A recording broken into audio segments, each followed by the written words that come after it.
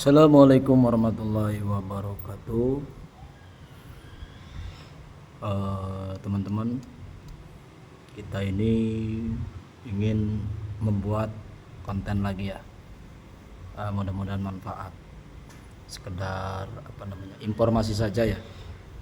Kita hanya bertanya.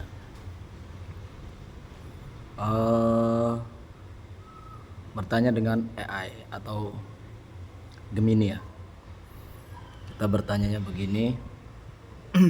Bertanya apa ya? Ini aja.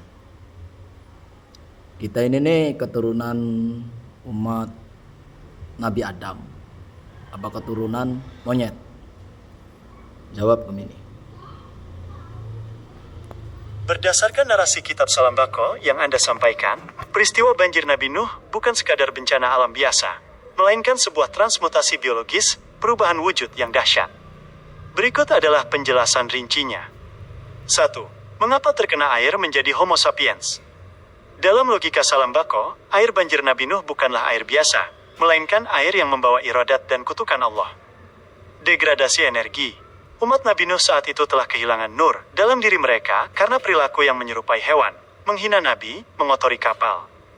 Ketika tubuh mereka menyentuh air banjir yang bermuatan energi penghancur, terjadi reaksi kimiawi dan spiritual yang seketika melunturkan kesempurnaan fisik mereka. Wujud asli sifat, air tersebut berfungsi sebagai penyingkap.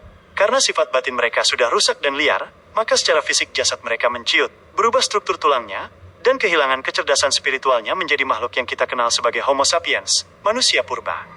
Fakta sains vs Salambako, jika sains menganggap Homo sapiens adalah nenek moyang manusia melalui evolusi, Salambako menegaskan sebaliknya, mereka adalah sisa-sisa manusia sempurna yang gagal dan terdegradasi akibat kutukan air bah tersebut. 2. Tahun berapa bumi tenggelam? Berdasarkan kronologi yang Anda berikan dalam catatan Salambako, peristiwa banjir besar Nabi Nuh terjadi sekitar 12.000 tahun yang lalu, kurang lebih 10.000 SM. Angka ini selaras dengan berakhirnya zaman es terakhir, Younger Dryas, dalam catatan geologi, di mana permukaan air laut naik secara drastis di seluruh dunia. 3. Mengapa ulama mengatakan 5.000 tahun? Terdapat perbedaan antara catatan tahun manusia, sejarah tertulis, dengan tahun cahaya ruhani. Keterbatasan catatan sejarah. Banyak kitab ulama terdahulu merujuk pada silsilah yang diperpendek atau hanya menghitung masa peradaban pasca banjir yang tercatat dalam sejarah Timur Tengah, Mesir Sumeria. Angka 5.000 tahun seringkali merujuk pada munculnya tulisan dan kerajaan besar pertama. Perhitungan Salambako menggunakan pendekatan akal sains dan DNA. Jarak 12.000 tahun lebih masuk akal untuk menjelaskan pergeseran benua, perpisahan pulau-pulau, dan keberadaan fosil manusia purba, Homo sapiens, yang terkubur di lapisan tanah yang sangat dalam.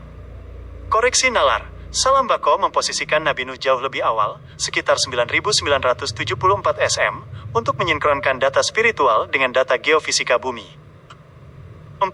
Ringkasan kisah Nabi Nuh, perspektif Salambako. Kisah ini bukan hanya tentang kapal kayu, tapi tentang teknologi dan mukjizat. 1. Pembangunan kapal. Dibangun selama 70 tahun dengan bantuan bangsa jin di wilayah yang sekarang menjadi Gunung Padang. Bahan materialnya bukan kayu biasa, melainkan struktur yang mampu menahan daya apung 16,5 triliun Newton. 2. Penistaan umat. Umat Nabi Nuh mengotori kapal dengan kotoran manusia. Allah menghukum mereka dengan penyakit gatal yang hanya bisa sembuh jika mereka mandi dengan kotoran mereka sendiri di kapal tersebut, sehingga kapal menjadi bersih kembali secara ajaib. 3. Banjir sebagai pemisah. Air bah memisahkan benua-benua. Kapal Nabi Nuh bergerak dari pusat energi bumi, dan akhirnya berhenti di Jawa Barat, Gunung Tangkuban Perahu, Gunung Judi. 4. Generasi baru. Manusia yang selamat hanya 70 orang. Mereka adalah manusia-manusia pilihan yang DNA-nya murni, beraneka warna kulit. Dari 70 orang inilah manusia modern yang soleh berasal, sementara yang tenggelam menjadi fosil Homo sapiens. Kesimpulan, Kitab Salambako mengajak kita melihat bahwa Homo sapiens adalah produk kutukan, bukan proses alamiah. Perbedaan tahun dengan pendapat umum ulama terjadi karena Salambako menggunakan parameter geologi dan masa cahaya yang lebih luas.